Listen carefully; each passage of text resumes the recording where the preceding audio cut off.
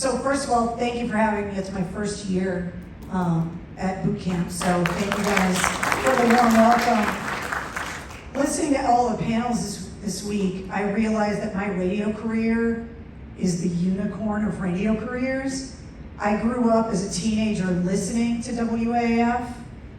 When I went to college, I interned at WAAF. When I graduated, I got hired on the street team driving the van at WAAF.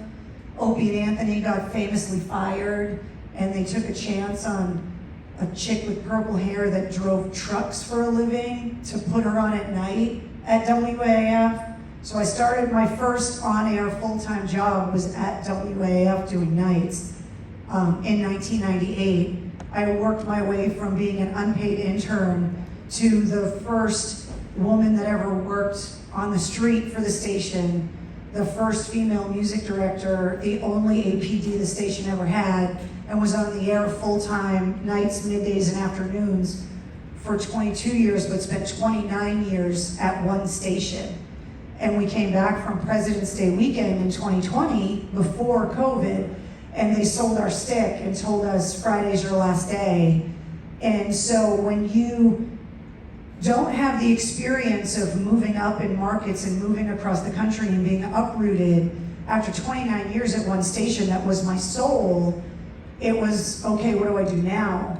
I spent the next week going on job interviews, and then COVID hit. And everybody had a hiring freeze and everyone got sent home. And then you make the decision, is this the career I'm going to have tomorrow, or am I going to drive for Amazon, like a lot of the people that I worked with, because COVID hit? And so then I had to make the decision of, well, if this is gonna be the industry that I work in, I don't have a place to work anymore. And then you have to make the decision of, I'm unemployed, do I wanna spend the money I have to pay my mortgage for the future, or create a place where I can work where I may be able to continue my career? And so I opted to gamble on myself, which was a really scary proposition when you're watching not just the world, but specifically your industry crumble and shut down. So I made the decision to spend the money, build a studio, and give myself a place to work and Field of Dreams it, and if I build it, it'll come. That was my hope.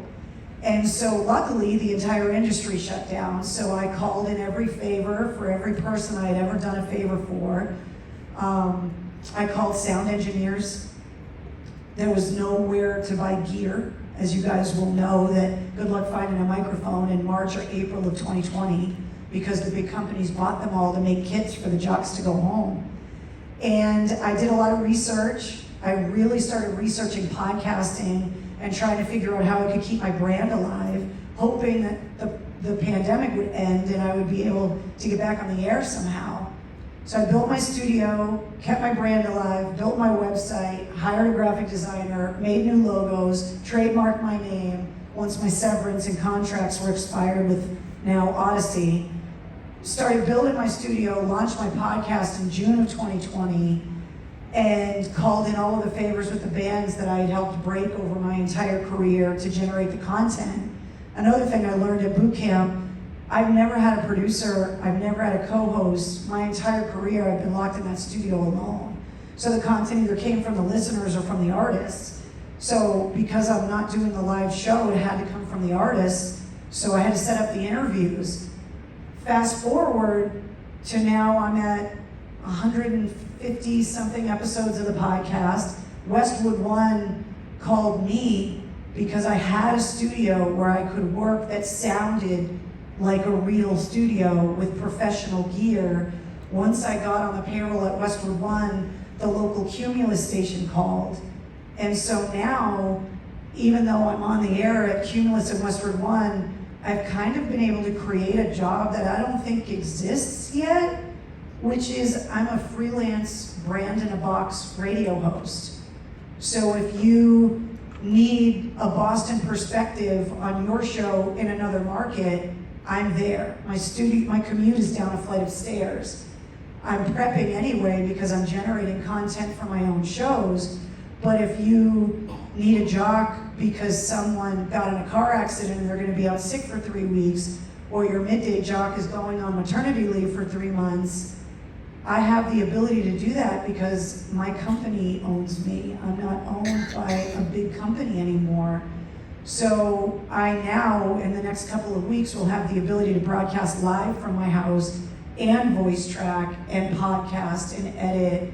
And when I built my studio that you saw, I designed it for the video that will come, because that part of the learning curve I still haven't mastered yet. But I basically had to create a whole new career. So when we were looking at the stats yesterday, like you said, of the people that are living in fear of losing your job, I lived your biggest fear in the worst way possible. And I can tell you that the home studio is the only reason why I'm not delivering for Amazon right now, and why I have a career still.